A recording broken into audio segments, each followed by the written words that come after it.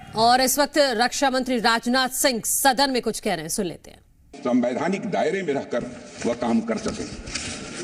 अध्यक्ष महोदय, भारत का संविधान सिर्फ एक शासन प्रणाली स्थापित करने का ही कार्य नहीं करता है, बल्कि भारत के गौरव को पुनर्स्थापित करने का यह एक रोड मैप है अध्यक्ष महोदय, और साथ ही यह भारत को विश्व पटल पर सही स्थान दिलाने का रोड मैप है। भारत को पुनः एक आदर्श राष्ट्र बनाने का भी अध्यक्ष महोदय रोड मैप है, और यह रोड मैप है विकास का, रोड मैप है समता का, रोड मैप है न्याय का, रोड मैप है स्वतंत्रता का, बंधुता का, राष्ट्र की एकता और अखंडता को अक्षुण्ण रखने का। यह रोड मैप है नागरिकों की गरिमा सुनिश्चित करने का। अध्यक्ष महोदय, कुछ लोगों द्वारा हमारे संविधान को कॉलोनियल रूल यानी उपनिवेशवाद का उपहार मान लिया जाता है, या अक्सर हमारे संविधान को पश्चिमी देशों के संविधान से ली गई अच्छी बातों का एक संकलन मात्र मान लिया जाता है। अध्यक्ष महोदय, पिछले कुछ वर्षों में देश में एक ऐसा माहौल बनाने का प्रयास किया गया है कि संविधान एक पार्टी की विशेष देन है। इन सभी बातों में डेप्थ एंड ब्रेथ मैं मानता हूं कि दोनों की कमी है। अध्यक्ष महोदय, संविधान निर्माण में बहुत से लोगों की भूमिका को जानबूझकर नकार दिया गया है, जबकि सच्चाई यह है कि हमारा संविधान हमारी सिविलाइजेशनल वैल्यूज यानी सभ्यता एवं सांस्कृतिक मूल्यों का एक एक्सप्रेशन है। अध्यक्ष महोदय, हमारा संविधान स्वाधीनता संग्राम के हवन कुंड से निकला हुआ यह अमृत है। हमारा संविधान स्वतंत्रता सेनानियों के त्याग से सिंचित यह हमारा स्वाभिमान है। यह एक सीरीज ऑफ हिस्टोरिकल इवेंट्स का आउटकम है।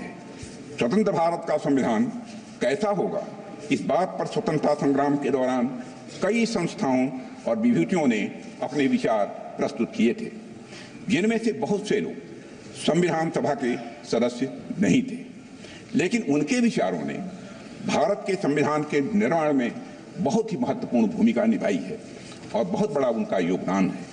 हमें याद रखना चाहिए कि पंडित मदन मोहन मालवीय, लाला लाजपत राय, सरदार भगत सिंह, वीर सावरकर और ऐसे कई महापुरुषों के विचारों ने हमारे संविधान की भावना को मजबूत और समृद्ध किया है।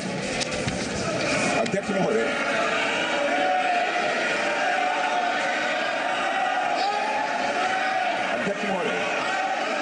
हमारी प्रेरणा स्रोत डॉक्टर श्यामा प्रसाद मुखर्जी का मानना था कि संविधान कलेक्टिव इफोर्ट और कंसेंसस का रिजल्ट होना चाहिए। मैं फिर से दोहराना चाहता हूं, हमारे प्रेरणा स्रोत डॉक्टर श्यामा प्रसाद मुखर्जी का यह मानना था कि संविधान कलेक्टिव इफोर्ट और कंसेंसस का रिजल्ट होना चाहिए। अध्यक्ष महोदय, हमारा संविधान इसी सामूहिक प्रयास और समझ का नतीजा। हमारे संविधान के लिखे जाने से 6 साल पहले यानी 1944 में लिखे गए constitution of the Hindustan free state नाम के दस्तावेज में कई बड़े नेताओं ने संविधान के बारे में अपने विचार दिए थे। इसमें सभी नागरिकों के लिए धार्मिक स्वतंत्रता सुनिश्चित करने की बात कही गई थी। इस बात का उल्लेख एक इमिनेंट ज्यूरिस्ट श्री अर्घसेन गुप्ता ने भी किया है। अध्यक्ष महोदय, उस दस्तावेज में प्रत्येक नागरिक को अपनी संस्कृति और भाषा की रक्षा करने का भी अधिकार दिया गया था। सरकार को रिलीजन के आधार पर भेदभाव करने से स्पष्ट रूप से प्रतिबंधित किया गया था। सार्वजनिक अनुदान प्राप्त करने वाले स्कूलों को रिलीजियस एजुकेशन देने की मनाही थी, और यह भी स्पष्ट किया गया था कि स्टेट का कोई रिलीजन नहीं होगा, यानी वह सेकुलर होगा। और यह बात वे लोग कह रहे थे जिन्हें हमारे सामने बैठे कुछ लोगों के दल कांग्रेस के लोग कम्युनल कहा करते थे। यह बात उन लोगों ने कही थी। अध्यक्ष महोदय, constitution of the Hindustan free state से डॉक्टर श्यामा प्रसाद मुखर्जी बेहद प्रभावित थे, और अगर हम संविधान सभा की बहस को ध्यान से पढ़ें तो पता चलता है कि उन्होंने राष्ट्रीय एकता के लिए और अलगाववादी प्रवृत्तियों पर अंकुश लगाने के लिए एक मजबूत संघ यानी स्ट्रांग यूनियन की आवश्यकता पर विशेष बल दिया था और स्वतंत्रता और समानता के सिद्धांतों पर आधारित एक गणतांत्रिक संविधान की डॉक्टर श्यामा प्रसाद मुखर्जी ने वकालत भी की थी।